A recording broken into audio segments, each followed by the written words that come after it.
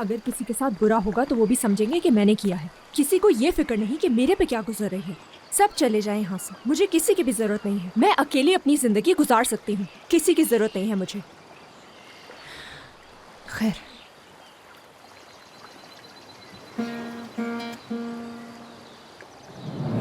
मैं चाहता हूं कि तुम अपनी कदर समझो।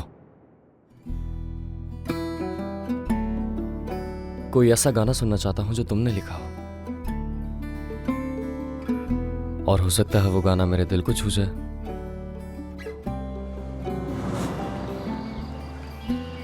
तो फिर ये सब क्या था? आखिर क्या था ये सब?